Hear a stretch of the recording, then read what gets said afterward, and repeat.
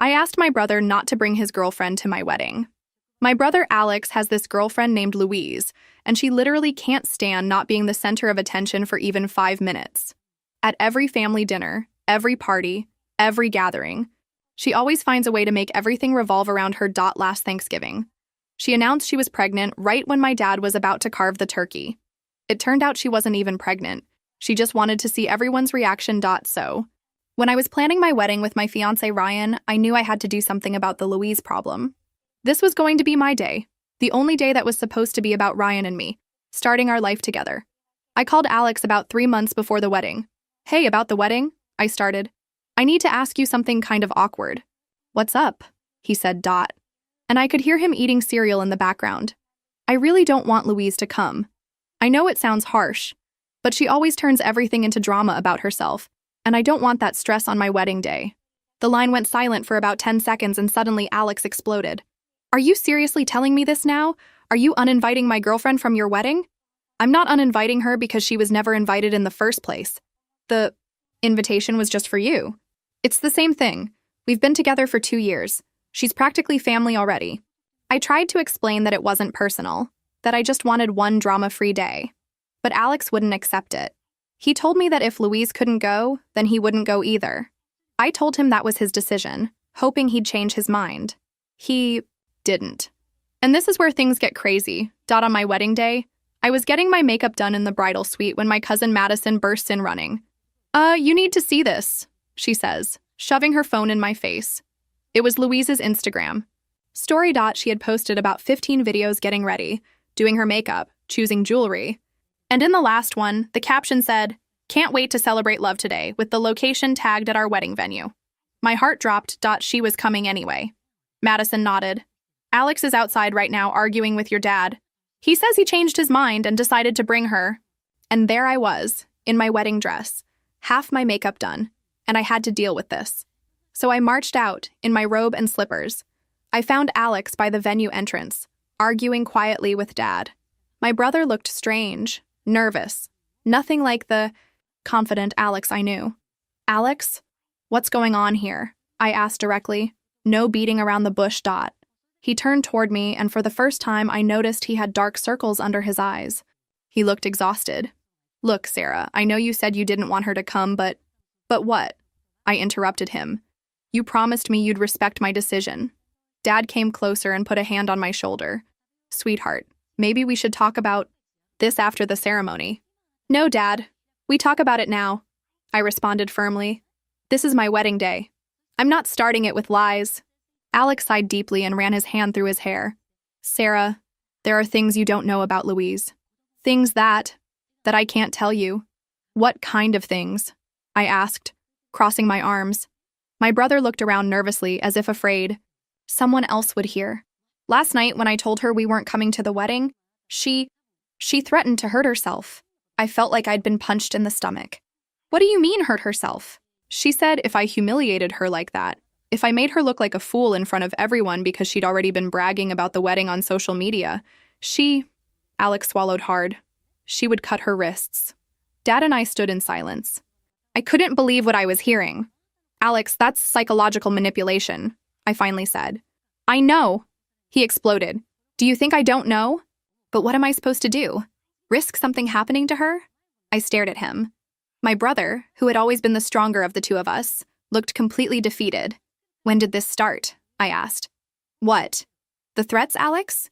When did Louise start threatening you? He looked away. They're not just threats, Sarah. Last week I found sleeping pills scattered all over her bed. She said it had been an accident, but it wasn't. No, it wasn't, I finished for him. Alex nodded slowly. And when I asked her about it, she started crying and said she felt very depressed because no one in your family accepts her, that she feels rejected, and that maybe it would be better if she just disappeared. I felt anger growing in my chest, but not toward Alex. Toward Louise. Listen to me carefully, I said, taking him by the shoulders. What you're describing to me is emotional abuse, Sarah. No.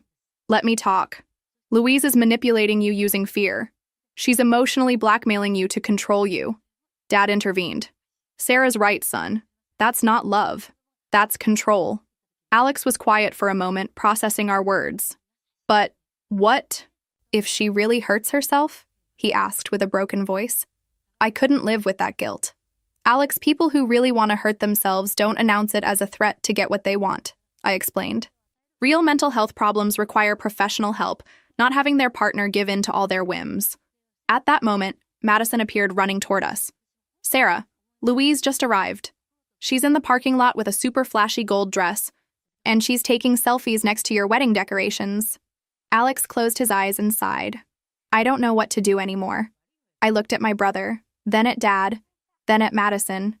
An idea began to form in my mind. Alex, do you trust me? What? I'm asking if you trust me, yes or no. Yes, of course. Then I need you to do exactly what I'm going to tell you, I said, feeling a determination I hadn't felt in months. And Dad, you too. Dad felt whatever you need, daughter. First, Alex, you're going to go to Louise and tell her she can stay for the ceremony, but after the reception, you have to leave early because you have a work emergency. But I don't have any emergency. You're going to have one, I interrupted him. Dad, do you know anyone who works in private investigation? Dad frowned. Yes, I have a contact. Why? Because I suspect Louise isn't who she says she is.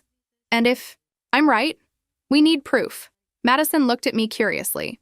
What kind of proof? The kind of proof that shows Alex that all of this has been an act from the beginning, I responded. Madison, I need you to do me a favor. Whatever. I want you to approach Louise during the reception like you're her friend. Compliment her dress. Ask her about her work, her family. Basically, get her to talk about herself. What for? To record the conversation, I said, taking out my phone. Something tells me Louise is going to contradict herself. Compulsive liars. Always do. Alex looked at me with a strange expression. Sarah, do you really think... Alex, think about it. In 2 years, have you met any of Louise's friends? Her family? Anyone from her work? My brother stood thinking. Now that you mention it, she always says her family lives very far away and her friends are too busy to socialize. And her work? She says she works from home for a digital marketing company. Have you ever seen any evidence of that work? I asked. Alex frowned. He didn't respond immediately. He just looked at the ground, as if not knowing whether to defend her or accept the obvious. Never. She says her clients are private, that she can't show anything because of contracts. I didn't say anything. I just stared at him. His silence spoke louder than any defense. Dad took out his phone. I'm going to call Ernesto, he announced as he walked away. The old guy from your uncle's restaurant, do you remember, Maddie? Madison nodded. Dad made the call from the car. He came back minutes later with a serious face. He's going to start today. He wants everything. Name, social media, anything. Do you have anything recorded? I'll do it, Madison said. Louise never shuts up. I just have to approach her and ask what she wants to hear. Alex looked increasingly uncomfortable. This isn't right. She's my girlfriend. And this is my wedding, I reminded him. The ceremony started shortly after. Everything was going well. Until Louise appeared in the front row with her gold dress, shiny like metallic paper. She was crying. Seriously, she was crying loudly. At first I thought she was faking it, but then she started sobbing right when Ryan and I were exchanging vows. It's so beautiful, she said out loud. Everyone turned. Alex looked at her in horror. I looked at her with rage. I wanted to ignore her. I finished my vows with a firm voice. But every word of mine was one step closer to something inevitable. She had come to ruin it. She wasn't going to stop. At the reception, Madison went into action. She approached Louise with a champagne glass. And a smile. You look radiant. Is that dress new? I ordered it from Miami, Louise responded, delighted to talk. Alex helped pay for it. He always supports me. Madison was recording with her phone in her jacket. And your work? Are you still doing digital marketing? Yes, of course. Now I have a Canadian cosmetics account, but I can't give names. Minutes. Later, at another table, Louise said she worked for a Mexican company. And when they asked her about her mother, she said she lived in Switzerland. Madison had told me that before she mentioned Argentina. 3 different versions. Half an hour. That night, I showed the audios to Dad. His fingers tensed as he held the phone. This is getting serious. Louise was still on the dance floor, laughing. Alex watched her without knowing who he was looking at. I went to the bathroom. She was there, touching up her makeup. She turned when she saw me. Sarah, I'm sorry about before. I got emotional. It's okay, I responded without expression. Are you upset with me? I looked at her. Her smile was pure surface. Not yet. When I came out, I noticed that her reflection in the mirror no longer smiled. The reflection in the mirror no longer smiled. It was still, alert, as if it had heard something behind the door. Louise looked at me one more second before going back to applying lip gloss as if nothing had happened. I left the bathroom without turning around. At the reception, Madison intercepted me with an intense expression. I have 6 minutes recorded. Contradictions everywhere. Work, family, even the story of how she met Alex. At one table, she said it was at a bookstore. At another, at a birthday party. Send me everything, I asked her. Dad already sent the earlier stuff to the investigator. The party continued its course, but I wasn't there anymore. I smiled for photos, cut the cake, toasted, all on autopilot. Meanwhile, Louise kept moving among the guests, like a bee in someone else's flower, oblivious to the smoke she left behind. I noticed how some looked at her strangely. Even so, she continued. The next morning, Dad called me early. Ernesto found some things. So fast? He starts with the basics. The full name Alex gave him doesn't appear on any payroll of the company she says she represents. And there's more. Her social media only exists from 3 years ago. Everything earlier was deleted or never existed.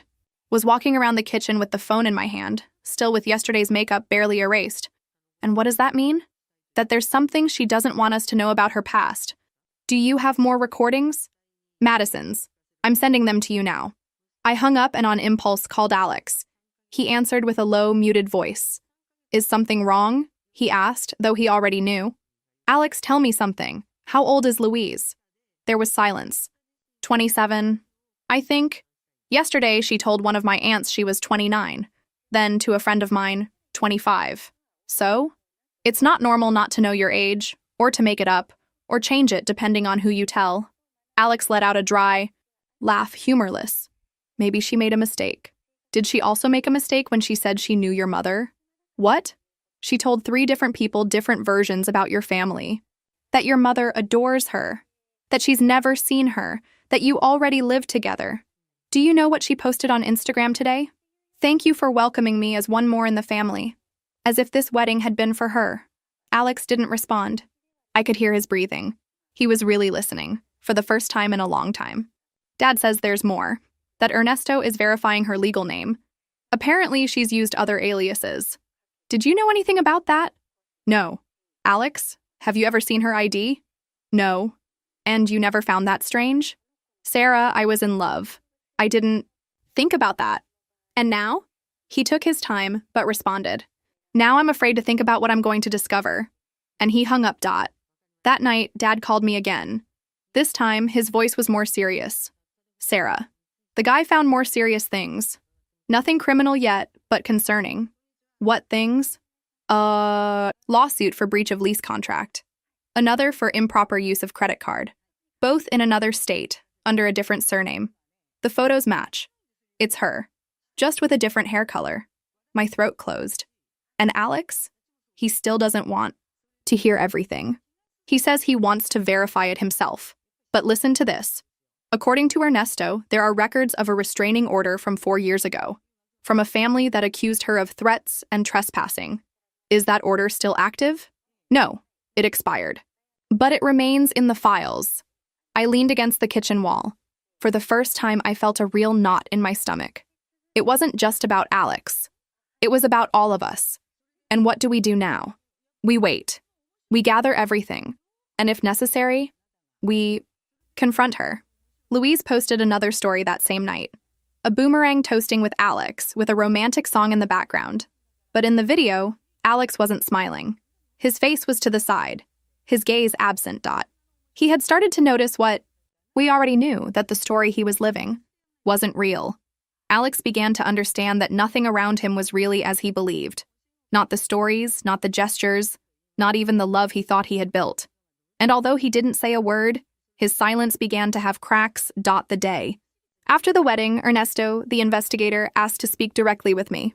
I met him at a downtown cafe. He brought a folder, but he didn't need to open it to know that what was coming wasn't going to please me. Your brother is tangled up with someone dangerous, Sarah, he said without beating around the bush. What did you find? 3 ex-partners, 2 men and 1 woman. all with the same pattern: fast, enveloping relationships, and then threats, emotional blackmail, and in one case, a supposed medical emergency, invented to prevent them from leaving her. I leaned back against the chair. Have you talked to them? Yes. I contacted one Tomas. He lives in another state. As soon as I mentioned the name Louise, or rather, Rebecca V., which is how he knew her, he asked me never to mention her again.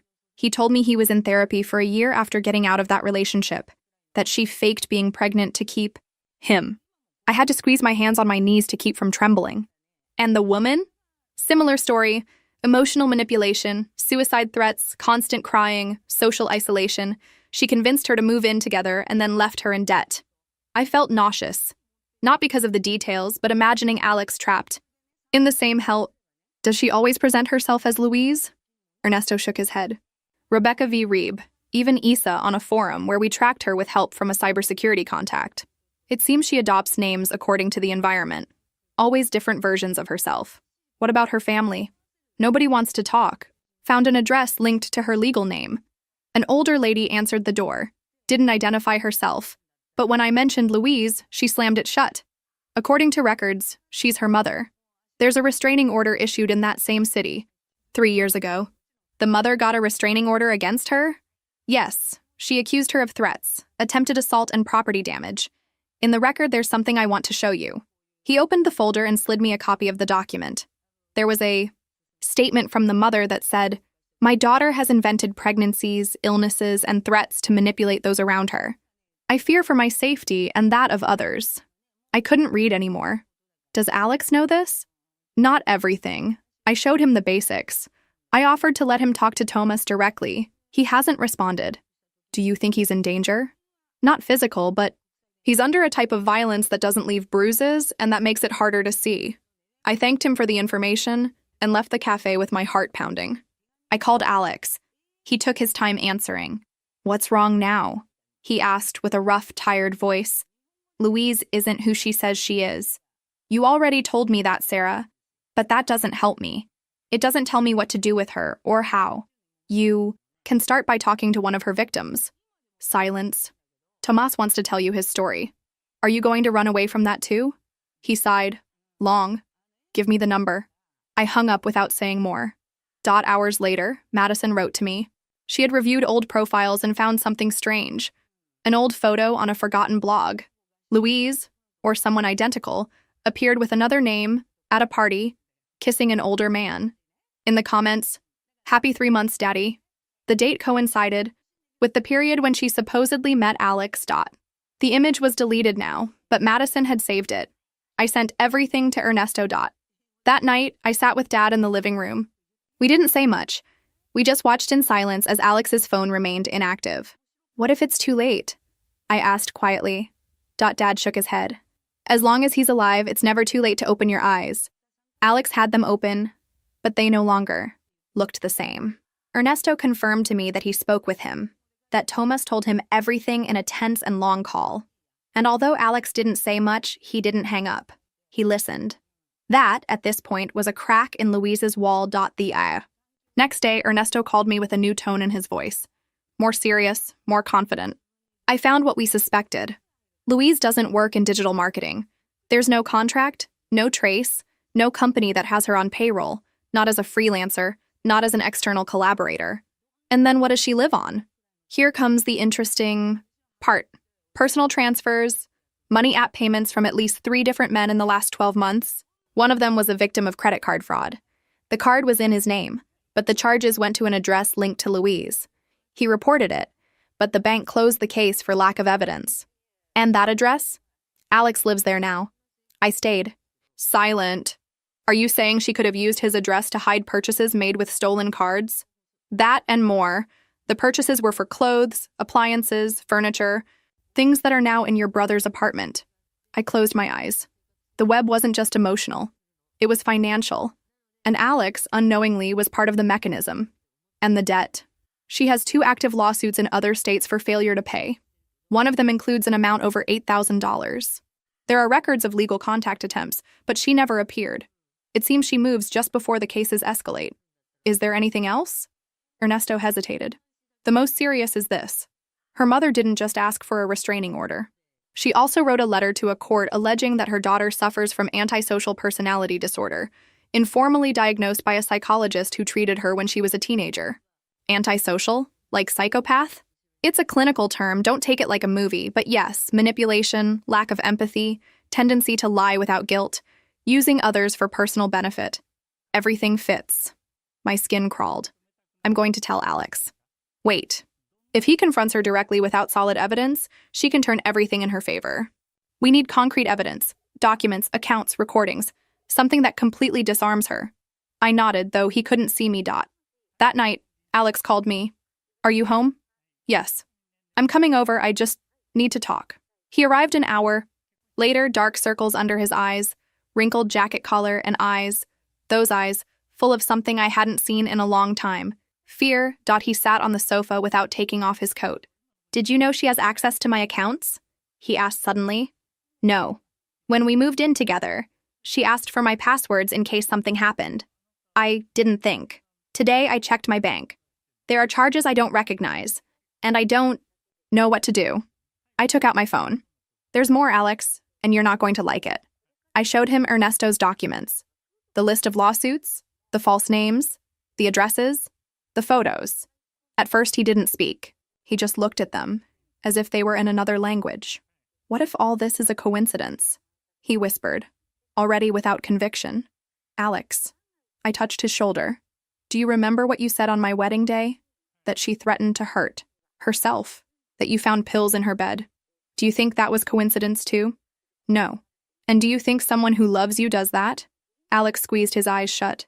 When he opened them, something in him had broken. But it was necessary. I have to get out of this, he said. We're going to help you. He nodded. He stayed there in silence. Meanwhile, Louise posted a new Instagram story, a selfie in front of the mirror with the caption, "The calm before the storm."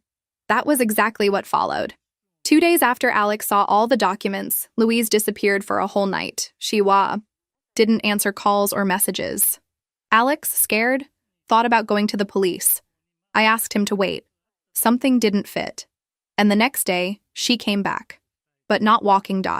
She came back in an ambulance. She arrived at the emergency room with cuts on her arms. Superficial. Suicide attempt, they said. Alex called me from the hospital, his voice broken. She's here. I don't know what to do. I went immediately. In the waiting room, Alex was pacing, red eyes. He hugged me without saying anything. I let him cry. Then, a doctor in a white coat came in, hair pulled back and an experienced look. Family of Louise? Alex raised his hand, hesitating. I'm her partner. Well, I don't know. The doctor introduced herself as the shift psychiatrist. I need to talk to you. Can we sit? She took us to a small room, closed the door. She's stable. The wounds weren't serious. In fact, they seemed to have been made with little pressure. No vascular damage, no signs of bleeding out. Was it a real attempt? I asked. The doctor sighed. We can't judge intentions, but we can judge patterns. This isn't the first patient I've seen with self-harm behaviors with manipulative components. And there's something else. Alex looked up. What? Louise tried to seduce one of the doctors, right on the stretcher. She told him that men like him should save her from men like Alex. Alex sank into the chair. I took his hand. She's using this to keep you, to turn the story in her favor. The doctor nodded. My recommendation is that you don't take her home. You're not obligated. And you, if you decide to stay involved, are going to need psychological support. This goes beyond the emotional. That night, Alex didn't visit her anymore. And Louise knew it. She posted a dark story with a black and white photo from the hospital. Abandoned, said the caption. The next morning, a series of cryptic tweets appeared on her account. When you trust someone and that someone stabs you, people pretend to be good until they don't need you anymore. True abuse is invisible. And so the narrative changed. Now, Alex was the abuser. In the days that followed, Louise left the hospital and returned to the apartment. Alex was no longer there. He had stayed at Dad's house. That quote S when the messages began. To me, to Madison, to my mother. Veiled insults, insinuations, threats to expose the truth about Alex. Photos of old manipulated chats, screenshots of edited conversations. Alex was accused of verbal abuse, then physical, then blackmail. There was never a formal complaint, but rumors started spreading on social media. In women's forums, someone shared a thread under an anonymous user telling a similar story. Too similar. That account turned out to be linked to an email Louise had used years before. Dad didn't wait anymore. He contacted a lawyer. That was the next step, and also the beginning of another war. The man Dad hired was named Ortega, specialist in cases of harassment, defamation, and psychological manipulation. He received us with an empty folder and many questions. "I need evidence," he said. "If she's defaming your son, we need to document it. Screenshots, audios, messages, everything." Alex handed over his phone. Madison provided recordings. I showed the old photos and fake accounts. Ortega barely blinked. "We're going to request a restraining order, but if she violates it, we'll have to prove it quickly." 3 days later, a judge approved the temporary order. Louise couldn't approach Alex, or within 500 meters, or contact him directly or indirectly. It lasted less than 48 hours. The same day they notified her of the order, she appeared in front of Dad's house, crying. When they wouldn't open the door, she left an envelope on the doorstep. Inside, a handwritten letter full of phrases that made no sense. "I don't know who I am without you. If you leave me, I die. Everyone is against me." Along with the letter, a bracelet Alex had given her months earlier, broken in two. The letter was enough to violate the order. Ortega delivered it to the court. But Louise didn't stop. She created a fake profile on social media, pretending to be an ex-partner of Alex. The profile told that Alex had hit her, that the family covered it up, that they had reported him before. But no one listened. The profile was reported and closed. But another appeared days later, then another, and another. And she wasn't alone. There were people who followed her, people who believed her story. Some even wrote threats to Alex's work. One of his bosses asked for explanations. Alex had to take a leave. Dad was furious. Madison cried that night. "I just felt an icy cold that wouldn't go away." As if Louise had opened the door to a world where truth didn't matter. Ortega gathered us all and was clear. "We're not dealing with a scorned ex-partner. This woman operates with method. She's manipulative, digitally savvy, and dangerous. We're going to need more than evidence. We need time and pressure." "And if she doesn't stop?" Alex asked, already at the edge. "Then she falls on her own. But first, she'll try to take everyone down with her." She didn't respond to boundaries. Court orders were suggestions, rejections, invitations, and silence for her was the most violent weapon of all. When Alex stopped answering her, Louise unleashed an offensive that transformed shame into fury and manipulation into punishment. The morning after the lawyer's threat, we woke up to a mass email. The subject said, "So you can meet the real Alex." It had been sent to colleagues, distant relatives, even the institutional email of the company where Alex worked.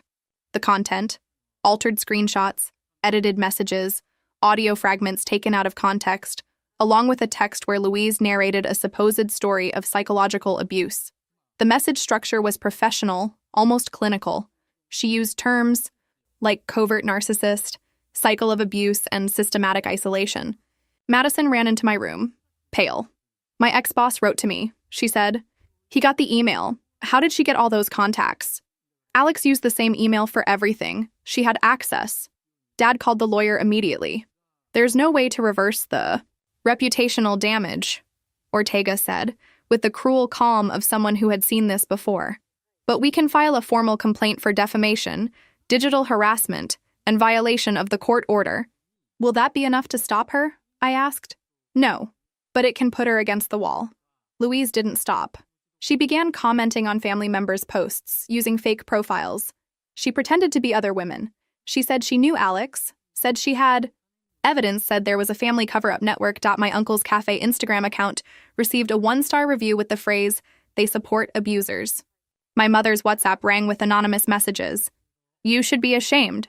One afternoon, Mom broke down. "I can't anymore. This woman is infecting everything. I can't even look at the phone without feeling like she's inside my house." Alex didn't talk much. He got up late, ate little, slept less. Ortega filed the complaint. In parallel, Ernesto kept searching. One night, he called me with a different voice. More alive. "I have something." "What?" "She's with another man." "Now?" "Yes. He lives in another district. Same pattern. She convinced him of an intense, fast relationship and already has access to his house. I have photos. He sent them to me. Louise hugging a man of about 40 in a park, kissing him. A week ago, I showed them to Alex. He took his time reacting. So, while all this was happening, she already had another plan. She always had a plan. Alex stared at the photo for a full minute. Then, without saying a word, he got up and went to the kitchen. I heard him open a box. It was the one containing anniversary gifts. He came back with a folded sheet. She wrote this to me when we turned 1 year. Read it. I opened it. It said, "I've never loved anyone like I love you. Without you, I'm nothing." I left it on the table. "And what do we do now?" Alex asked. "We sink the castle of lies." Ortega received the photos. Ernesto kept digging. 3 days later, he delivered the rest. Louise had opened a credit card with Alex's information. She had made purchases without his permission for more than $5,000. The worst part, some of those purchases were gifts for her new boyfriend. The police accepted the fraud complaint. When they notified Louise, she faked fainting at the building entrance. Then, she screamed that Alex had stalked her, that she feared for her life. All of that was recorded by security cameras. Finally, a patrol arrived. And Louise was arrested. She didn't scream. She didn't cry. She only asked, "Can I touch up my makeup before the photo?" Nobody answered. At the police station, she denied everything. She said she was the victim of a hate campaign, that Alex's family had persecuted her for being different, that everything was a lie. But one by one, the evidence accumulated. Tomas, the ex-partner, agreed to testify, the woman who lived with her too. The previous complaints, the falsified documents, the created profiles, the purchases made with other people's accounts, the lies about her identity. The prosecutor didn't take long to act. Alex was called as a witness, but not as the accused. And that was the first night in months that he slept without leaving the light on. A month later, Louise was still detained awaiting trial. She had pleaded innocent to everything, but her public defender didn't have much to offer. The case grew every day. More people came forward with similar stories, ex-partners, roommates, even a former boss who accused her of falsifying job recommendations. Each testimony was like another stone falling on her inflatable castle. Alex, meanwhile, was starting to hit rock bottom. It wasn't just about the material losses, the drained savings, the furniture given away unknowingly, the months of rent paid for too. It was about something more intimate. "I feel stupid," he said one night, sitting on the house porch, smoking a cigarette he hated but that kept him awake. "I don't know at what point I became that kind of person." "What kind?" I asked. "The kind that lets everything get ripped away from them." I handed him a blanket.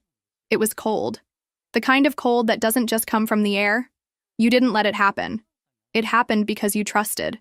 And isn't that the same thing? "No," I responded. "The difference is that now you're here. And you're talking." Alex agreed to start therapy. Ortega knew a psychologist who specialized in trauma from emotional manipulation. The first sessions were hard. He came back without talking. He slept. More. He cried little, but at random moments. One night, while we were having dinner, he said something that left me motionless. "I think I never loved her." I looked at him. "I think I loved the idea that someone like her would notice someone like me." "And how are you?" "I don't know. I guess I thought I was the boring one, the logical one, the one who didn't surprise anyone. And she was the complete opposite. Noise, color, intensity. I thought that was love." Dad joined the silence. Madison from the kitchen heard him too. "People who are pure color can also be smoke," she said without looking at us. Alex began to rebuild himself. Step by step. In one of the sessions, his therapist suggested he write a letter to Louise. Not to send it. To get out what he hadn't said. He read it only to me. It said, "You didn't break me. You stopped me. Yes. You made me doubt myself, think I was crazy. You made me choose you over my own family. But you didn't break me. The day you left, my life began. You took things. Yes. But you didn't take my truth. Because that, Louise, was never yours." He kept the letter in a box and moved forward. The trial began 2 months later. Louise entered the courtroom with the same theatrical look as always. The judge was implacable. The evidence was too much. The stories matched. The lies documented. She was convicted of fraud, violation of court order, aggravated harassment, and identity theft. 3 years in prison, with obligation to start psychiatric treatment. She didn't scream. She didn't ask for forgiveness. She just looked away toward Alex. You're never going to find someone like me, she told him with half a smile. That's the idea, he responded. Months later, Alex returned to work. He changed his number. He changed his email. He changed his house. He didn't stop going to therapy. He met someone new. Her name was Clara, graphic designer, fond of old music, and cinnamon tea. He introduced her to us on a Sunday at a small lunch without noise. Without shows. She was a real person. She laughed when Alex choked on an olive, helped him clean the table, and at the end of the day offered to wash the dishes. Mom cried. Dad only said, "It was about time." Alex never talked about Louise again. But one afternoon, I asked his permission to check the old box where he kept the letter. Do you still have it? Yes. He opened it. But the letter wasn't alone. There was something else. A pamphlet. Support group for victims of psychological abuse and emotional manipulation. Every Wednesday, 7 p.m. Alex looked at it for a moment. Sometimes I think it was a curse. And now? Now, I think it was a door. Today, Alex is a lawyer. Not the same kind as Dad, nor one who defends companies. He quotes one who sits with broken people and tells them, "I was there too." And when they ask him how he got out, he responds without drama. Listening to my sister. I bought my dream house and invited my family to celebrate with me, but they ignored me and chose to attend the celebration for my spoiled brother getting his driver's license, after 5 attempts. Before continuing the story, let us know in the comments which city you're watching from. Don't forget to subscribe to the channel, hit the notification bell so you won't miss more stories, and leave your like on the video. I'm 32 years old, and I just bought my first house. Let me tell you, that sentence feels surreal even as I write it. After 5 years of saving every penny, living with roommates who left dirty dishes in the sink for weeks and borrowed my things without asking, I finally have a place that's entirely mine. The keys felt heavy in my hand when the realtor passed them over yesterday morning at 10:15 a.m. sharp. 3 bedrooms, 2 bathrooms, a small backyard with an old oak tree, and most importantly, a front door that only I control. The mortgage payments will be tight, $1,147 monthly, but I've run the numbers 100 times as a CPA. I can make this work without anyone else's help. I spent all day Saturday cleaning and arranging furniture. My savings account went from $47,000 to practically empty, but seeing my couch in my living room, my books on my shelves, made every sacrifice worth it. I even bought real wine glasses instead of the plastic cups I'd been using for years. 6 matching plates, cloth napkins, actual silverware, things I'd never owned because shared living spaces never felt permanent enough to invest in. The house sits on Maple Street in a quiet neighborhood where people actually wave when they pass by. Mrs. Patterson from next door brought over homemade cookies and welcomed me to the area. For the first time in my adult life, I felt like I belonged somewhere. That's when I decided to throw a housewarming dinner. Nothing fancy, just family. I texted our group chat Sunday morning, "House dinner tomorrow at 7, making lasagna. Can't wait to show you all around." The responses came quickly. Mom with heart emojis saying, "So proud of you, honey." My older sister confirming she'd bring dessert. Even my younger brother responding with, "Wouldn't miss it for the world." I spent Monday after work at Mason's Grocery, buying ingredients for my grandmother's lasagna recipe, the one everyone always requests at family gatherings. I picked out yellow sunflowers for the dining room table, bought those cloth napkins I'd been eyeing, and even found matching ceramic plates at the discount store. This was going to be perfect. My first real dinner party in my own home. Tuesday evening, I set the table for 6. My parents, my older sister and her husband, my younger brother, and me. The lasagna was bubbling in the oven, garlic bread warming alongside it. I'd made a Caesar salad from scratch and even attempted homemade tiramisu the night before, following a YouTube tutorial twice to get it right. The house smelled incredible. Garlic, herbs, and that warm feeling of home I'd been chasing for years. 7 o'clock came and went. Then 7:15. I checked my phone, no new messages. At 7:30, I texted the group, "Everything's ready when you are. House smells amazing." At 8, I called my mother, straight to voicemail. My sister's phone did the same. By 8:15, I was standing at my living room window, watching for headlights that never came. That's when I saw the Instagram story. My younger brother at Romano's Steakhouse downtown, raising a champagne flute with our entire family around a decorated table. The caption read, "Finally got my license. 5th time's the charm. Best family ever." Posted 37 minutes ago.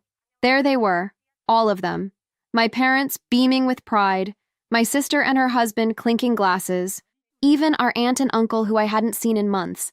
Everyone celebrating my 25-year-old brother's driver's license while I sat alone at my dining room table with a feast for 6 and wilted sunflowers. I turned off my phone and ate lasagna in silence, staring at the empty chairs I'd so carefully arranged with my new cloth napkins. The tiramisu went untouched. The wine I'd splurged on remained unopened. My first dinner party in my dream house, and I was the only guest. Later that night, lying in my own bedroom for the first time, I realized something had fundamentally shifted. This wasn't just disappointment about a missed dinner. This was the moment I understood exactly where I stood in my family's priorities. I woke up Wednesday morning with a headache and 6 missed calls from my mother. The dining room still looked like a failed celebration. Those ceramic plates I'd never used, cloth napkins folded just so, and that centerpiece of sunflowers that now seemed ridiculous in the morning light. My phone buzzed as I was scraping untouched lasagna into containers. Mom's text was typical and direct. "We need to talk. Can you come by today after work? It's important." Not, "Sorry we missed your dinner," or "Congratulations on your beautiful new home." Just the assumption that I'd drop everything because she deemed something important. The same pattern I'd been living with for 16 years, since I got my first job at Murphy's Diner to help with household expenses. I wrapped the untouched tiramisu and put it in my new refrigerator, then sat at my kitchen counter with coffee and really examined those Instagram photos again. There was my brother, grinning like he'd won the lottery, surrounded by our parents, my sister and her husband, even our aunt and uncle. A whole celebration I knew nothing about, planned while my dinner invitation sat in our family group chat. The comments were what really stung. "So proud of you, sweetie," from Mom, the same mom who hadn't even called to cancel on my dinner. "Never give up on your dreams," from my sister, who'd promised to bring dessert. Dreams? He'd failed his driving test 4 times because he wouldn't study the manual or practice parallel parking. I'd offered to help him prepare months ago, printing out practice tests and offering to take him to empty parking lots, and he'd laughed it off, saying he'd wing it like always. Meanwhile, I'd been planning this housewarming for 2 weeks. I'd sent individual texts asking about dietary restrictions and preferred arrival times. I'd confirmed attendance multiple times. My brother had responded with thumbs-up emojis to every single message, even asking what he could bring to help. I realized they'd probably made the restaurant reservation after I sent my dinner invitation. They chose celebrating his 5th attempt at a basic adult responsibility over acknowledging my actual achievement. The irony was suffocating. I'd bought my first house at 32 after years of careful planning and sacrifice, but his driver's license at 25 after multiple failures warranted the family celebration. The more I thought about it, the angrier I became. Not just about last night, but about the entire pattern. Every family gathering for the past decade had revolved around managing my brother's latest crisis or celebrating his minimal efforts. When I graduated college summa cum laude while working 30 hours a week, dinner was at Olive Garden with a grocery store cake. When he finally passed his remedial math class at community college at 23, they threw a backyard barbecue with catered food and invited the extended family. My promotion to senior accountant last year got a good for you text. His 2-week stint at a pizza delivery job got a Facebook post about being so proud of his work ethic. When I got my CPA certification, Mom's response was, "That's nice, dear. Maybe now you can help us understand our taxes better." By lunch, I'd made my decision. I texted back, "I can't come by today. I need some time to process what happened." It wasn't entirely diplomatic, but it wasn't accusatory either. I was trying to leave room for them to acknowledge what they'd done. Mom's response came within minutes. "This is about family. You need to be there. We're having a family meeting about important matters." A family meeting that, apparently, I was required to attend but hadn't been included in planning.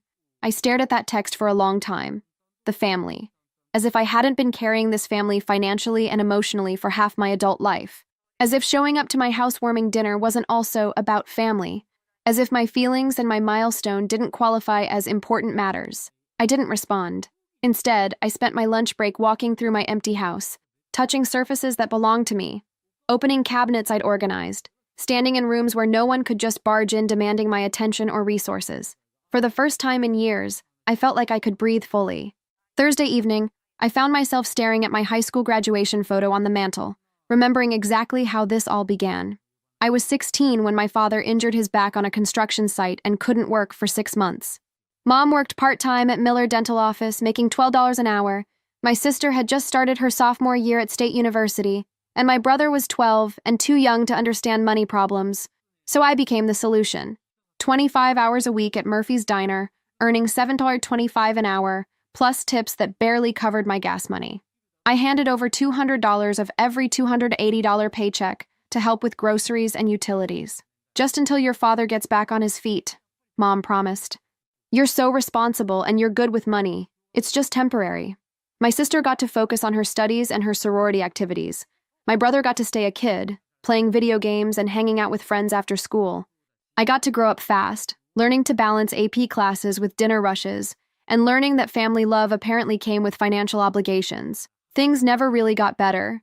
They just got reorganized around my contributions. When Dad went back to work 8 months later, he was making less money due to his injury limitations. When my sister graduated and moved in with her college boyfriend, I picked up her portion of family expenses. When my brother crashed Dad's truck at 17, texting while driving, I paid the $800 insurance deductible because you have a job and he's just learning. The family narrative became, she's so responsible, and she doesn't mind helping out, and she's always been mature for her age. But nobody ever asked if I minded. It was simply expected, the way you expect the sun to rise or the bills to arrive monthly. By 22, when I graduated college, I was contributing $400 monthly to their household budget while paying my own student loans. My brother, now 19, was living at home rent-free, working sporadically at various retail jobs that he'd quit whenever he got bored or had conflicts with managers. Every few months brought a new crisis requiring financial assistance, car repairs, legal fees from a minor traffic incident, money to help him get back on his feet after losing another job. At 25, when I finally saved enough to move out, Mom cried. Not from pride that I was achieving independence, but because who's going to help with the emergency expenses? I compromised, moving into a shared apartment but still contributing $300 monthly to their household. My brother, now 22, was collecting unemployment and had decided college wasn't his path. The pattern was so ingrained that I didn't recognize it as unusual until my college roommate pointed it out during senior year. Wait, your family asks you for money every month? She'd said, incredulous. Even my divorced parents send me care packages, not the other way around. That's really weird. But I'd convinced myself this was normal.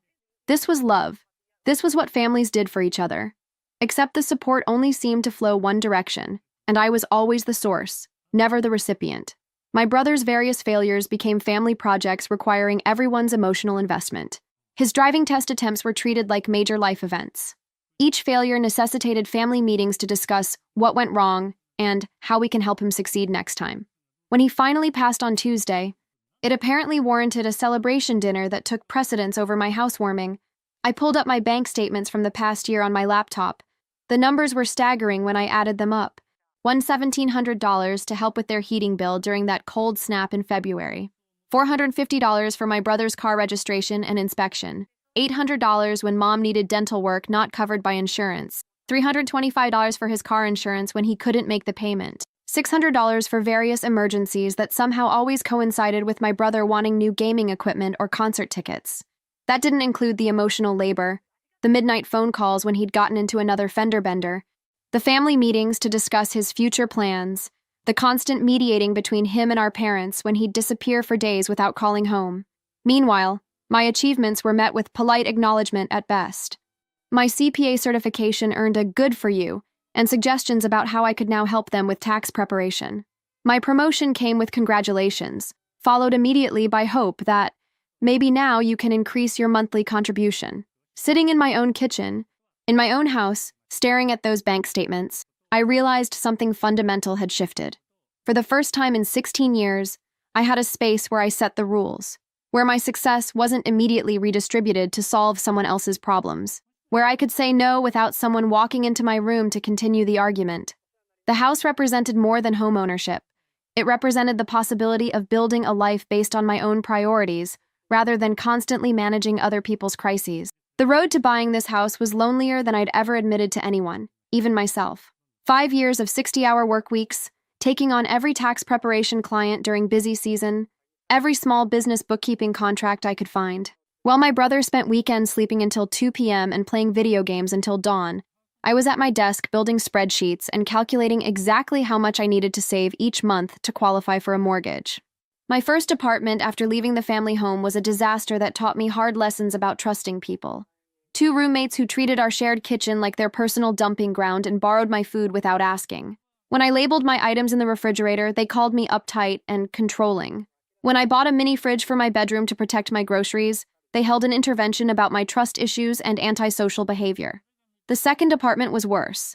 My roommate threw parties every weekend, leaving me to clean up beer bottles and pizza boxes before I could use my own living room. She'd invite friends to crash on our couch for weeks at a time, never asking permission, never contributing to utilities that jumped from $80 to $200 monthly. When I finally confronted her about boundaries and basic respect, she moved out without notice, leaving me to cover $1,400 in rent for 3 months until I found someone else. Through it all, I was still sending money home every month like clockwork. Mom would call with updates about my brother's latest venture, the time he wanted to become a day trader after watching YouTube videos, the period when he was convinced he'd make it as a fitness influencer, despite never working out, the months he spent learning guitar before deciding music wasn't fulfilling enough. Each new dream required family investment. Not just emotional support, but actual money for equipment, courses, startup costs. And somehow, I was always the designated investor, the one with steady income and good credit, who could afford to take risks on family. I was 28 when I opened a separate savings account at a different bank, one I didn't tell anyone about.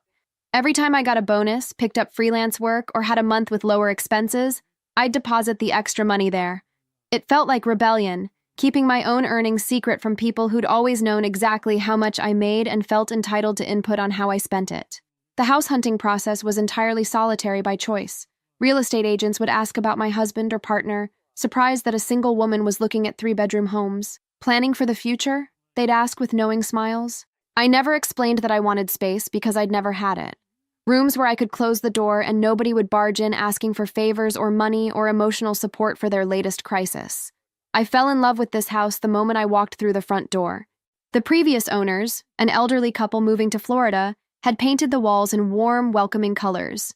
The kitchen had enough counter space for me to bake without fighting for room with someone else's mess. The master bedroom had built-in shelves where I could display my books I'd been keeping in boxes for years because shared spaces never felt permanent enough for proper unpacking. The backyard sold me completely. That oak tree was at least 50 years old, with branches strong enough to support a swing someday if I ever had kids. But more immediately, it offered privacy. No neighbor could see into my windows. No one could monitor my comings and goings. No one could judge whether I was being responsible enough with my space. The mortgage application required 3 references. I listed my supervisor, my personal banker, and my college friend who lived in Oregon. Not one family member, because I knew they'd somehow find a way to complicate even this process, to make it about their needs rather than my achievement. Closing day was anticlimactic in the best possible way. Just me, the sellers, and our respective agents signing papers in a sterile conference room at the title company. I'd imagined my parents being there, maybe taking photos of me signing the deed, celebrating this milestone with the same enthusiasm they'd shown for my brother's driver's license. Instead, I took a selfie in the empty living room and texted it to my college friend, who responded with celebration emojis and "so proud of you." Moving day was professional movers and me directing traffic. My sister had offered to help but was swamped with wedding planning. Her own wedding that was still 18 months away but apparently required daily attention. My brother said he'd definitely try to stop by but never showed up. Mom and Dad had a doctor's appointment that couldn't be rescheduled, despite being routine annual physicals. That first night, sitting on my couch in my living room eating takeout Chinese food, I experienced something I'd never felt before. Complete control over my environment. No one could walk into my space uninvited, eat my food, or assume access to my resources. The silence wasn't lonely. It was peaceful. It was the sound of my own life beginning. Friday afternoon, they descended on my house like a well-organized corporate delegation. I'd finally agreed to meet after Mom called my direct work line, which crossed a boundary I hadn't even known I needed to establish. They arrived at 5:30 p.m. sharp in a caravan. Mom and Dad in their sedan, my sister and her husband in their SUV, and my brother in the truck I'd helped him buy 2 years ago. Mom immediately started gushing about the house, touching surfaces and opening cabinets as if she were conducting a real estate inspection. Such a smart investment, she kept saying, while Dad examined the windows and electrical outlets with his contractor's eye. My sister complimented the paint colors but suggested I should have consulted her first, since she has an eye for interior design from watching home improvement shows. My brother made himself comfortable on my couch, feet up on my coffee table, and announced with startling confidence, "We need to discuss some incredible opportunities that could benefit everyone." He'd come prepared. The manila folder he carried contained printouts, market research, financial projections, even a rough business plan typed up and bound with a clear cover.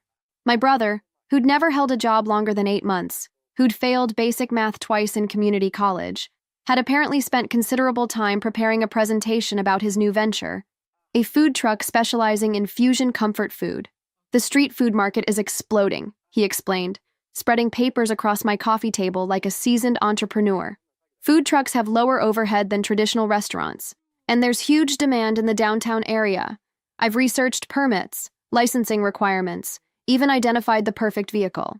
The startup costs were outlined in neat columns: $45,000 for a used food truck he'd found online, $8,000 for commercial kitchen rental and equipment, $4,000 for permits and inspections, $3,000 for initial inventory and supplies.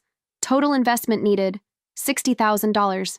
"We've run all the numbers," my sister chimed in, as if she'd been involved in this planning. "The return on investment could be substantial. Food trucks are really hot right now, especially with the lunch crowd downtown." Dad cleared his throat and delivered what was obviously a rehearsed speech about family supporting family, about how my brother had finally found his calling after exploring different options, about how this was different from his previous ideas because he'd done the research and developed a real business plan.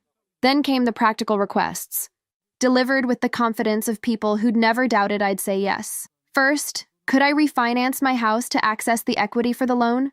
I'd only lived here 2 weeks, but with my excellent credit and steady employment, the bank would approve a cash-out refinance easily.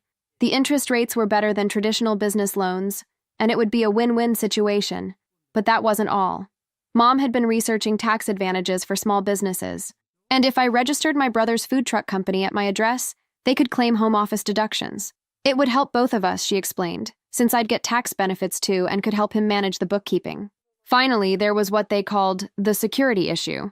Since I was a single woman living alone in a house this size, wouldn't it make practical sense to add Mom as a co-owner on the deed? Just for safety purposes, in case something happened to me. The house wouldn't get tied up in probate, and I'd have someone looking out for my interests. "It's really just smart financial planning," Dad added. "You're being responsible by thinking ahead."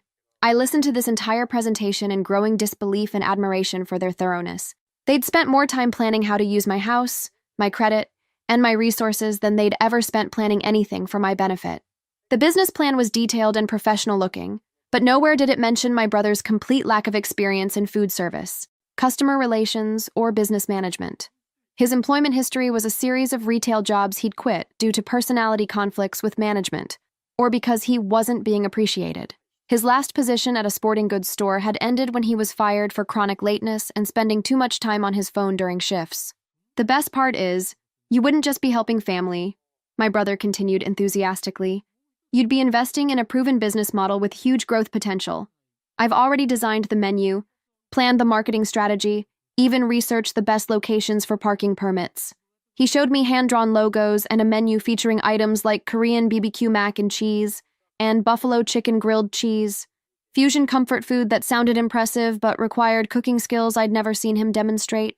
"So what do you think?" he asked, leaning forward expectantly while everyone waited for my response. "When can we get started with the paperwork? I'd like to have the truck operational by next month." The room fell silent as they waited. I could feel the weight of 16 years of family expectations pressing down on me. All those times I'd said yes when they needed money, help, or someone to clean up their messes. This was the moment where I was supposed to nod, smile, and ask how quickly I could get to the bank. Instead, I said the word that would change everything. No. The word hung in the air like a smoke alarm at 3 a.m., impossible to ignore and demanding immediate attention. My brother laughed nervously, as if I'd made a joke he didn't understand. "Come on, don't you want to hear the revenue projections? We can go through them line by line. The profit margins are incredible." I said no, I repeated, my voice steadier than I felt. To all of it. The refinancing, the business address, adding names to my deed. No to the entire proposal. That's when their real personalities emerged. The polite business presentation facade crumbled, revealing the family dynamics I'd been navigating my entire adult life.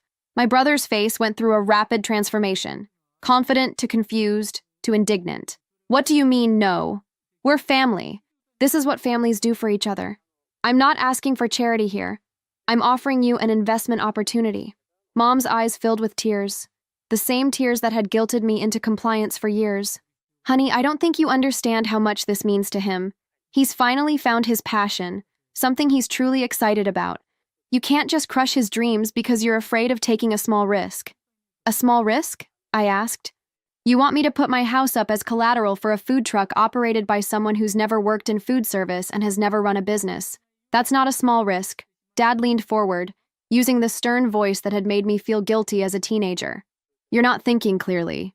You've gotten caught up in having your own place and lost sight of what's truly important. We raised you better than this selfishness. My sister tried a different approach. The reasonable mediator she'd always played. Look, I know you've worked hard for this house, but you can't just cut yourself off from family now that you have some success. What if you needed help someday? You'd want us there for you, right? The manipulation was so familiar it almost worked. The guilt, the accusations of selfishness, the suggestion that my boundaries were somehow betraying family values. But sitting in my own living room, surrounded by furniture I'd bought with my own money, I found strength I didn't know existed. I've needed help for 16 years, I said, my voice growing stronger. I needed help when I was working 25 hours a week in high school while maintaining a 4.0 GPA. I needed help when I was paying my own college tuition while contributing $400 monthly to household expenses. I needed help when I was living with terrible roommates because I couldn't afford my own place since I was supporting this family financially. Where were all of you then? That's different, Mom protested, wiping her eyes dramatically. You were capable. You could handle those challenges. He's more sensitive. He needs more support to find his path. He's 25 years old, I said firmly. He's not sensitive. He's enabled, and I'm done enabling him. The room erupted. My brother jumped up from the couch, pacing angrily. This is unbelievable. You get a little success and suddenly you think you're better than your own family? I'm trying to build something here, create a real business, and you just want to tear me down. I'm not tearing you down. I'm protecting myself. If you want to start a food truck business, get a business loan from a bank. Put together a real business plan with actual experience and collateral. Don't ask me to risk my home for your untested idea. Dad stood up, his face red with anger. Fine. Let's say you don't want to help with the business loan. What about adding your mother to the house deed? That's just common sense estate planning. You're being paranoid and short-sighted. This house is mine, I said, standing my ground literally and figuratively. I saved for it alone. I qualified for the mortgage alone, and I will own it alone. No one else's name goes on the deed, ever. But what if something happens to you? Mom asked, the tears flowing freely now. What if you have an accident or get sick? We'd have no way to help you. No legal standing to make decisions. Then I'll have a will, which will be written by my attorney, not by family members with financial interests in my property. The accusations flew fast and furious after that. I was ungrateful, selfish, delusional about my own success. I'd forgotten where I came from and who had supported me. I was letting money change me into someone they didn't recognize. But through it all, I remained calmer than I'd ever been during a family confrontation. Maybe because, for the first time, I wasn't fighting to defend my right to have boundaries. I was simply stating that they existed. I need all of you to leave now, I said, when the shouting finally died down. The silence was deafening. Mom whispered, Leave? You're kicking your own family out? Yes, this is my home, and you're no longer welcome here today. When you're ready to have a respectful conversation that doesn't involve asking me to risk my financial security for an untested business venture, you can call me. But until then, please go. They left in a shocked, muttering procession, gathering their papers and their wounded pride. I watched from my living room window as they stood in my driveway for 15 minutes, probably strategizing their next approach. But I'd drawn a line in the sand, and for the first time in my adult life, I wasn't going to cross back over it to make other people comfortable. The guilt campaign began within hours of them leaving my house, orchestrated with military precision. First came the text messages to our family group chat. which I'd forgotten to leave after setting my boundaries. Mom posted a photo of my brother looking dejected with the caption, "Some people give up on dreams, while others give up on family." My sister shared a link to an article titled, "The Psychology of Success: Why Some People Become Selfish After Achieving Goals." By Saturday morning, my phone was buzzing constantly with calls from extended family members I hadn't heard from in months. My father's sister Patricia called at 7 a.m. to tell me she was deeply disappointed in my attitude toward family. She'd apparently been briefed on the situation and had strong opinions about my selfishness and ingratitude. Uncle Jim, Mom's brother, sent a long text message about how family loyalty was more important than money, and how I was breaking your mother's heart by refusing to help my brother achieve his dreams.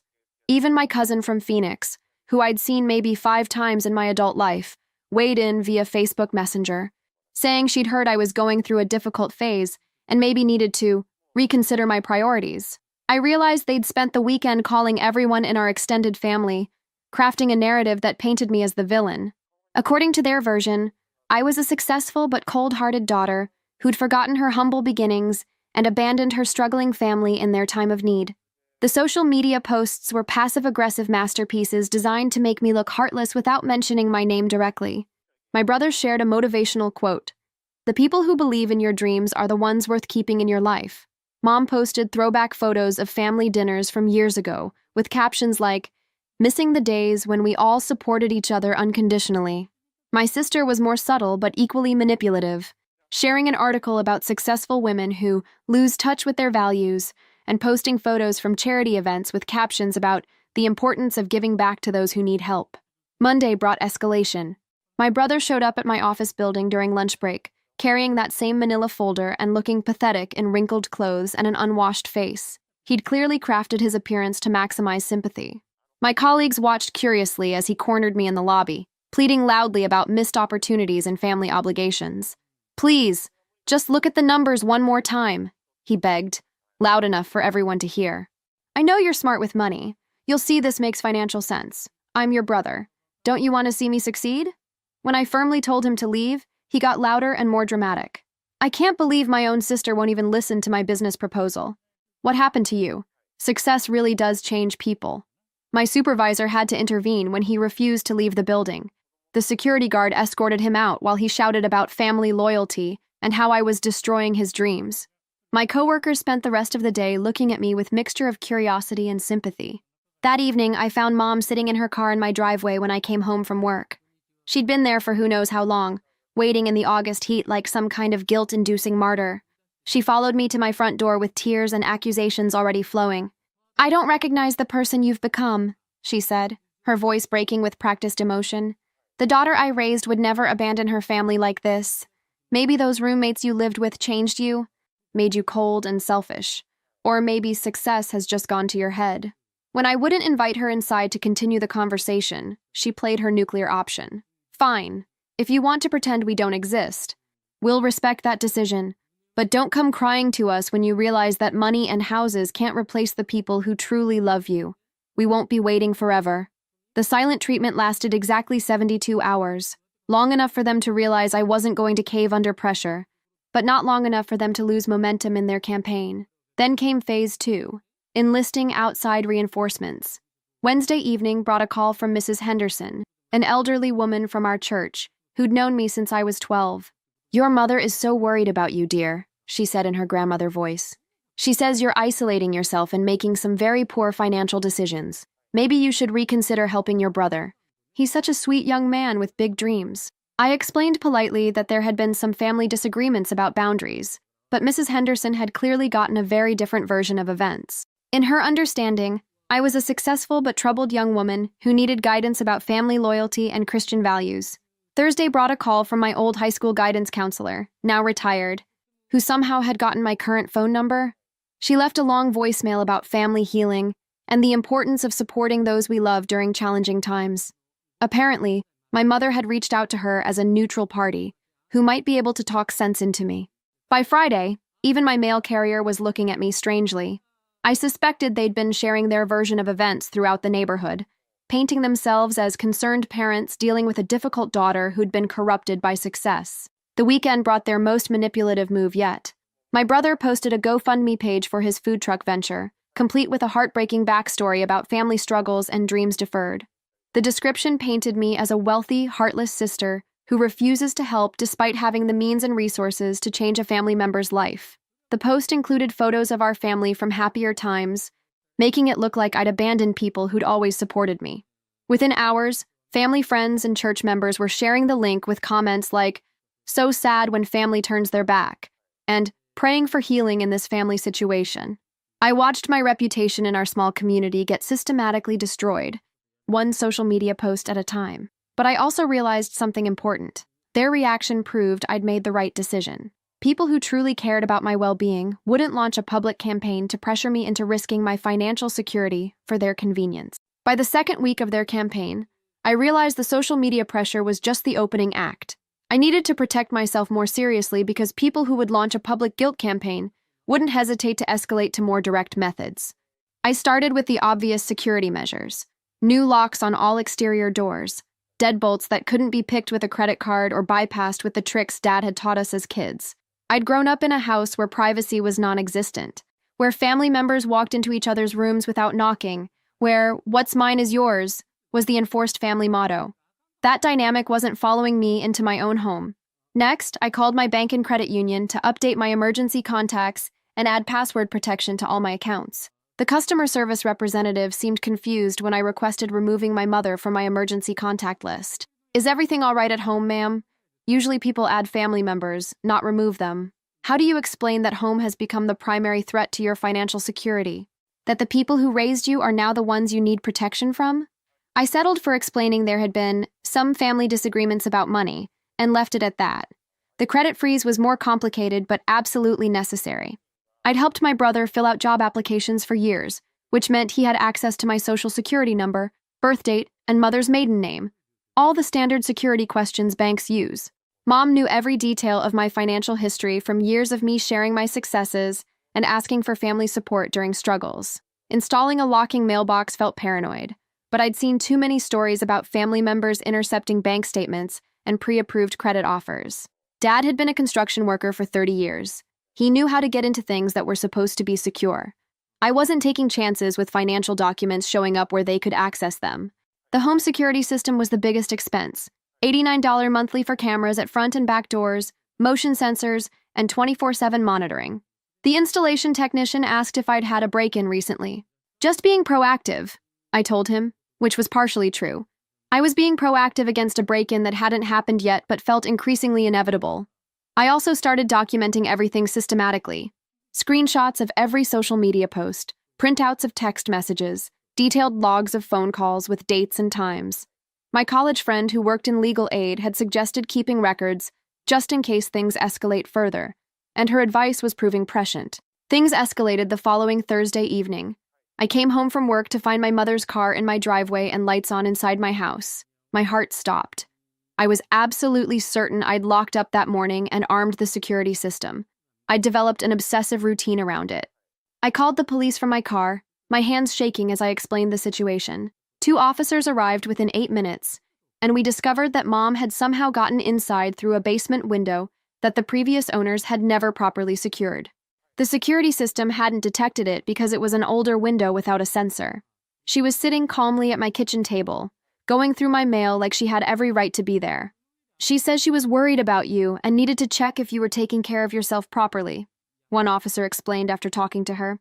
"She mentioned you've been acting strangely since buying the house, and she wanted to make sure you weren't having some kind of mental health crisis." Mom played the concerned parent role perfectly, complete with tears and worried expressions about how I'd been cutting myself off from family and making irrational financial decisions. She even suggested I might be having a breakdown and needed professional help. The officers were sympathetic but firm. She had to leave immediately and couldn't return without my explicit permission. They issued a formal trespassing warning and explained that future violations could result in arrest. After they drove away with my mother following behind in her car, I spent 3 hours securing that basement window and adding motion sensors to every possible entry point. The violation of my space felt like a physical assault. This was supposed to be my sanctuary, the place where I could finally feel safe and in control. That night, I couldn't sleep. I kept checking the security camera feeds on my phone, jumping at every car that drove past the house. Every shadow seemed threatening, every sound potentially dangerous. The next morning brought another violation that made my stomach drop. I discovered they'd been using my address to apply for store credit cards in my brother's name, listing me as a reference and claiming he lived at my house. The credit freeze caught most of the applications, but it was clear they weren't giving up on finding ways to involve me in their financial schemes. I spent my lunch break at a legal aid office, consulting with an attorney about restraining orders and my options for protecting myself from family members who seemed determined to treat my boundaries as suggestions rather than requirements. The attorney I met with, Rebecca Martinez, was a sharp woman in her 40s who specialized in family financial abuse and elder exploitation. She didn't seem surprised by my story, which was both validating and disturbing. "Unfortunately, this pattern is more common than people realize," she said, reviewing my carefully organized documentation. "Family members often feel entitled to each other's resources, especially when there's a long history of financial dependence and one person consistently functioning as the family's financial safety net." She helped me understand that what was happening had legal names: financial abuse, harassment, and potentially identity theft. They're using emotional manipulation, family obligations, and social pressure to try to control your financial resources, she explained. "The fact that they broke into your home shows they're escalating beyond normal family dysfunction into potentially criminal behavior." Armed with this professional validation, I returned home more determined than ever to maintain my boundaries. But my family wasn't finished testing how far they could push before facing real consequences. The following week, I discovered they'd attempted to take out a small business loan using my old apartment address and outdated financial information they still had on file. My brother had listed me as a co-signer and business partner for the food truck venture without my knowledge or consent. The bank called my work number to verify employment details, which is how I found out about the fraud attempt. "Mr. Thompson listed you as his business partner and co-signer for a $60,000 commercial vehicle loan," the loan officer explained. "We need to verify your income and willingness to guarantee the loan." When I explained that I'd never agreed to co-sign anything and had no business relationship with my brother, the loan officer became very interested. "Sir, this appears to be fraudulent use of your information. We'll need to flag this application, and you should probably file a police report." The loan was immediately denied due to my credit freeze and lack of proper documentation, but the attempt itself was criminal. They'd forged my signature on preliminary paperwork and used my social security number without authorization. Their next strategy was even more manipulative. My sister called my supervisor at work, claiming there was a family emergency and I might need extended time off to get the help I needed. She painted a picture of someone having a mental breakdown, isolating from family, making irrational financial decisions, possibly experiencing depression or anxiety. "Your sister seemed very concerned about your well-being," my supervisor told me during our weekly meeting. "She mentioned you might be going through some kind of crisis and could benefit from our employee assistance program. Is everything okay at home?" I had to explain that my family was upset about my refusal to co-sign a business loan and were now trying to sabotage my professional reputation. It was embarrassing and infuriating, but my supervisor was more supportive than I'd expected. "I've seen this before," she said. "Family members who can't accept boundaries sometimes try to prove the person is mentally unstable as a way to regain control. Your work performance has been exemplary, and frankly, buying your first house shows excellent financial planning, not instability." But they weren't done with workplace harassment. Dad showed up at my office building one afternoon, waiting by the elevator banks when I left for the day. He looked older than I remembered, more tired, and for a moment, the familiar guilt began creeping back in. "Can we just talk?" he asked, his voice softer than it had been during our confrontation. "5 minutes. I'll buy you coffee and we can discuss this like adults." Against my better judgment, I agreed. We sat in the cafe across from my office building while he delivered what was clearly another prepared speech. This one focused on family loyalty and forgiveness. "Your brother isn't asking for charity," he insisted, stirring sugar into his coffee with shaking hands. "He's asking for an investment in his future from someone who's always been successful with money. You'd be getting paid back with interest, and you'd be helping family at the same time." "Dad, he's never held a job for more than 8 months. He's never managed a budget or run any kind of business. He failed his driving test 4 times. What evidence do you have that he can successfully operate a food truck? Everyone deserves a chance to follow their dreams. You got your chances. College. Good jobs. Now this house. Why shouldn't he get his chance too? Because my chances came from my own work and planning. I'm not obligated to fund other people's dreams with my financial security." The conversation went in familiar circles for 25 minutes before I finally stood up to leave. Dad grabbed my arm as I turned away, his grip firmer than necessary. "Your mother is making herself physically sick over this situation," he said, his voice taking on a threatening edge. "She barely eats, barely sleeps, cries every day about losing her daughter. If something happens to her health because of the stress you're causing, that'll be on your conscience forever." That night, I found a note tucked under my windshield wiper when I left the gym. "Your neighbors are starting to talk about what kind of person you really are. Maybe you should care more about your reputation in this community." No signature, but I recognized my brother's handwriting from years of helping him with homework and job applications. I looked around the parking lot and noticed Mrs. Kim from 3 houses down watching from her car. She'd been friendly when I moved in, bringing over homemade cookies and welcoming me to the neighborhood. Now she just stared with obvious disapproval and drove away when she saw me looking back. They were systematically poisoning every relationship in my life, every space where I felt comfortable.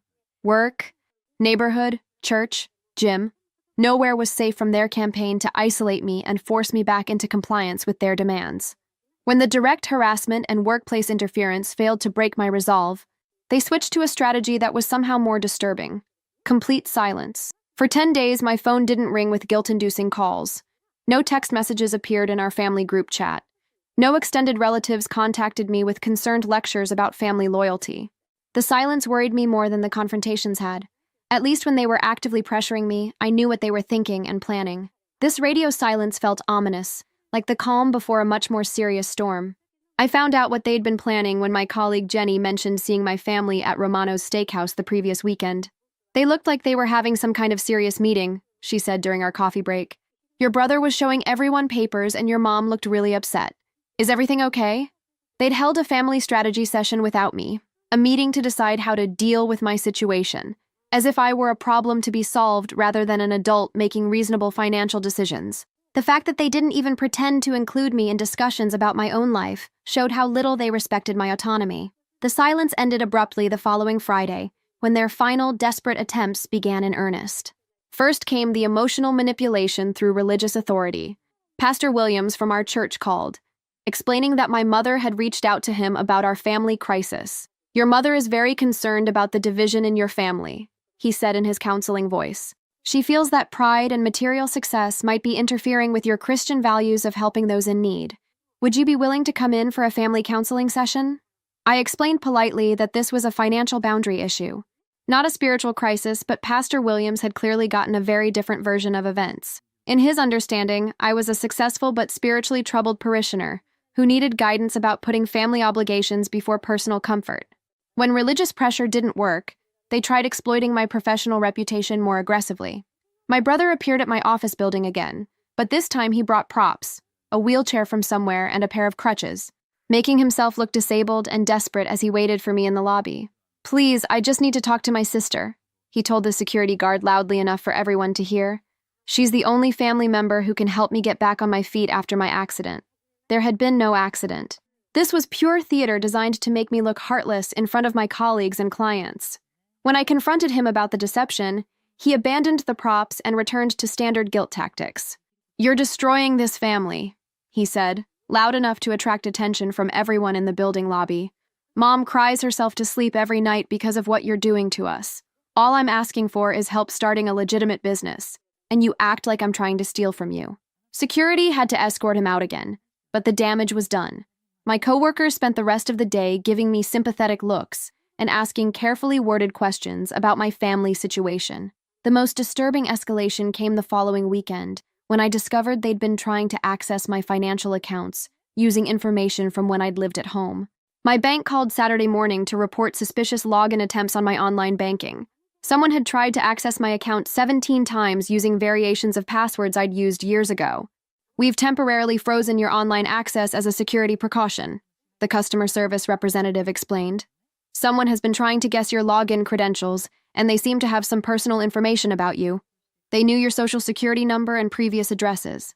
I spent 2 hours at the bank branch updating all my security information and passwords, adding additional authentication steps, and reviewing account activity for any unauthorized transactions. The teller mentioned that this type of family financial abuse was becoming more common, especially when adult children tried to establish independence from financially dependent relatives. That same weekend, I discovered they'd somehow obtained a key to my house, probably from the real estate agent or previous owners, and had been entering when I wasn't home. My security system showed no signs of forced entry, but items had been moved around, mail had been opened, and there were muddy footprints in my kitchen that definitely weren't mine. I spent Sunday installing additional locks, changing all the access codes on my security system, and reviewing weeks of camera footage to figure out when and how they'd been getting inside. The violation of my privacy felt like a physical assault on my sense of safety. Monday brought their most manipulative attempt yet. They tried to have me declared mentally incompetent. I received a call from Adult Protective Services explaining that they'd received a complaint about a vulnerable adult who might be experiencing a mental health crisis and making unsafe financial decisions. Your family is concerned that you're isolating yourself and might be experiencing depression or anxiety that's affecting your judgment, the social worker explained. They've requested a wellness check and evaluation to ensure you're capable of managing your own affairs. The complaint painted me as someone having a breakdown, refusing family contact, making impulsive financial decisions like buying an expensive house, showing paranoid behavior, and potentially being influenced by unnamed outside parties who were taking advantage of my mental state. I had to take time off work to meet with the social worker and provide documentation that I was mentally competent and financially stable. It was humiliating and exhausting, but it also clarified something important.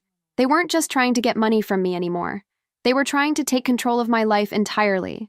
The Adult Protective Services investigation was the final straw that pushed me from defensive measures to legal action. After 3 hours of interviews, home visits, and financial document reviews, the social worker concluded that the complaint was unsubstantiated and appears to have been filed in bad faith by family members involved in a financial dispute. This is actually more common than you might think, she explained as she packed up her paperwork. Family members sometimes try to use our system to pressure relatives into compliance with their financial demands. Your home is well maintained, your finances are stable, and you show no signs of mental health issues that would affect your decision-making capacity. But the investigation had cost me 2 days of work, hundreds of dollars in legal consultation fees, and a significant amount of stress. More importantly, it showed that my family was willing to involve government agencies in their campaign to control my resources. I returned to attorney Rebecca Martinez with a much more serious question. What were my legal options for stopping this harassment permanently? You have grounds for restraining orders against all of them, she said after reviewing the new documentation I'd compiled. The unauthorized entry into your home, the fraudulent loan applications, the Adult Protective Services complaint filed in bad faith, any one of these would justify legal protection. Combined, they show a pattern of escalating harassment. The restraining order process was more straightforward than I'd expected. The judge reviewed my evidence, photographs of the unauthorized entry, bank records of the fraudulent loan attempts, documentation of the APS complaint, screenshots of social media harassment, and granted temporary protection orders against my parents, brother, and sister. This appears to be financial abuse escalating to stalking behavior, the judge noted during the hearing, which my family had been required to attend. The respondents are prohibited from contacting the petitioner directly or indirectly, from coming within 500 feet of her residence or workplace, and from using her personal information for any financial applications or accounts. Watching them sit in the courtroom as the judge explained the legal consequences of violating the orders was surreal. Mom cried throughout the proceedings, playing the victim even in this setting. Dad looked angry and embarrassed. My sister seemed shocked that it had reached this point. My brother just looked confused, as if he genuinely couldn't understand how his behavior had led to legal intervention. The restraining orders gave me breathing room, but they also escalated the social consequences. Within days, church members and family friends were calling to express their shock and disappointment that I'd taken legal action against my own family. The narrative shifted from concern about my mental health to outrage about my betrayal of family loyalty. Mrs. Henderson from church left a voicemail that was both heartbreaking and infuriating. I never thought I'd see the day when a child would have her own parents arrested for caring about her well-being. Your mother is devastated, absolutely devastated. I hope you're proud of yourself.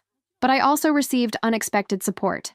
My supervisor pulled me aside to let me know that HR had been briefed on the situation and would be watching for any workplace harassment attempts. We've dealt with family harassment cases before, she said. You did the right thing protecting yourself legally. My neighbor from 2 houses down, an older man I'd only spoken to briefly, knocked on my door one evening with surprising news. I wanted you to know that your family has been coming around the neighborhood asking questions about you, he said. They've been suggesting you might be mentally unstable or involved with dangerous people. Most of us aren't buying it, but I thought you should know what they're saying. The restraining orders weren't perfect.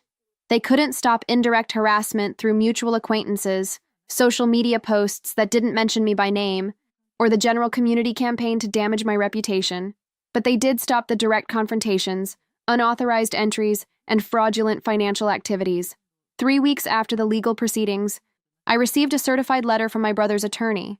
Apparently, he'd hired legal representation with money I could only assume came from his successful GoFundMe campaign. The letter was a formal demand for me to cease and desist from interfering with his legitimate business activities, and threatened to sue me for defamation and intentional interference with business relationships. I forwarded the letter to Rebecca Martinez, who laughed when she read it. "This is an intimidation tactic," she explained.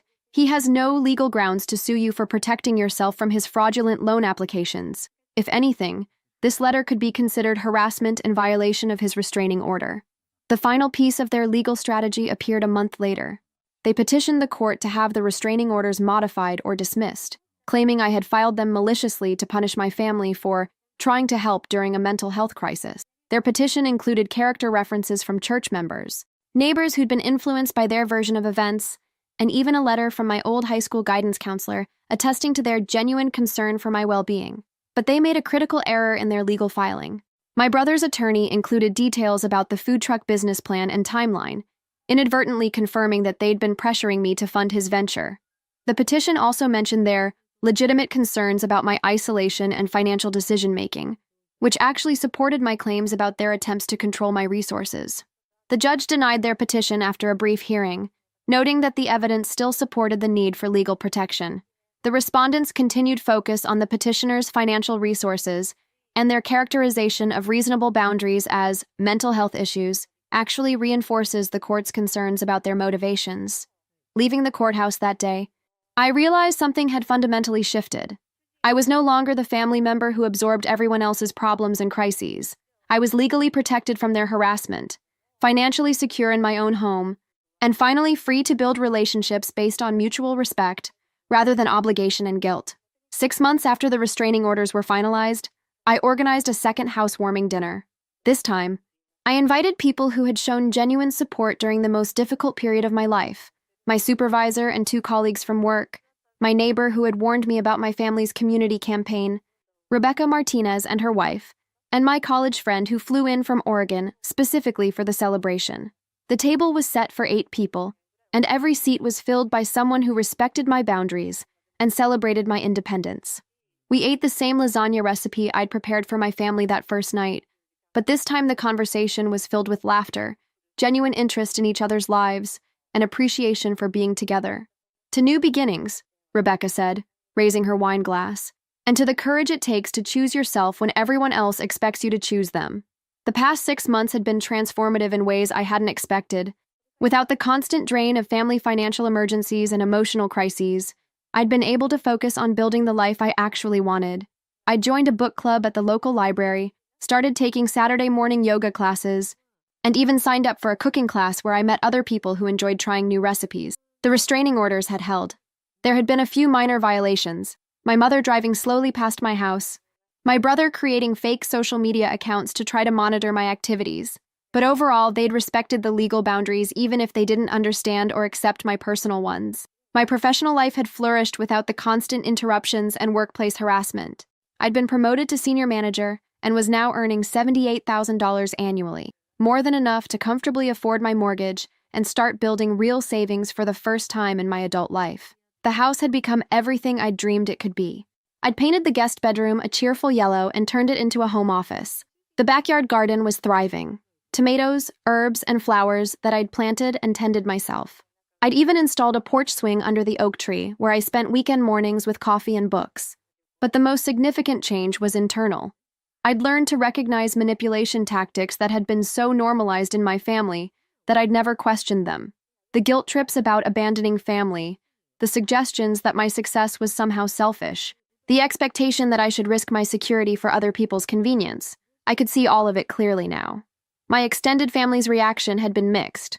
Some relatives continued to view me as the villain who'd destroyed the family by refusing to enable my brother's dreams. But others had started reaching out privately, sharing their own stories of feeling pressured to solve other people's financial problems or sacrifice their goals for family harmony. My cousin from Arizona called one evening to tell me about her own struggles with family boundary issues. "Your situation made me realize that I've been funding my brother's lifestyle for years," she said.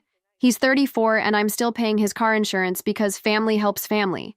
Maybe it's time I learned to say no too." The community reputation damage had mostly faded as people moved on to newer gossip and drama. Mrs. Kim from down the street had apologized for believing my family's version of events without hearing my side. Several church members had quietly expressed support, admitting they'd had their own experiences with financially manipulative family members. My brother's food truck venture had failed within 3 months. Without access to my credit or resources, he'd been unable to secure proper financing or navigate the complex permit requirements for mobile food service. The GoFundMe money had been spent on a used truck that needed extensive repairs he couldn't afford, and he'd eventually sold it at a loss. According to mutual acquaintances, he was now working part-time at a grocery store and still living with our parents. Mom had apparently developed stress-related health issues from our estrangement, though these seemed to manifest primarily when she wanted sympathy from church friends or extended family members. Dad had gone back to part-time construction work to help with household expenses, and my sister was dealing with her own financial pressures as her wedding costs escalated beyond their budget. Without my monthly contributions, they'd had to downsize their lifestyle and make the kinds of difficult financial decisions I'd been making alone for years. I felt sad about the family relationships I'd lost, but I didn't regret protecting myself. The sadness was for what could have been if they'd been capable of respecting my boundaries and celebrating my success without immediately trying to exploit it. As I cleaned up after the housewarming dinner, listening to my guests' laughter carrying from the living room, I realized I'd built something better than I'd originally planned. Not just a house that was legally mine, but a life surrounded by people who valued me for who I was, rather than what I could provide. The oak tree in my backyard was already showing signs of spring growth, tiny buds promising new leaves and shade for the summer ahead. Like me, it was rooted in good soil, growing stronger each season, reaching toward the light without apology. Later, as I settled into bed in my own room in my own house, I felt something I'd never experienced before: complete peace with my choices. I'd learned that sometimes loving yourself means disappointing people who've grown comfortable with your sacrifice. Sometimes protecting your dreams means saying no to people who've never respected your boundaries. My family had taught me many things over the years, but the most valuable lesson came from their reaction to my independence. Not everyone who claims to love you actually wants what's best for you. Some people love what you can do for them, not who you are when you're strong enough to choose yourself. I was finally home, in every sense of the word, and no one could take that away from me.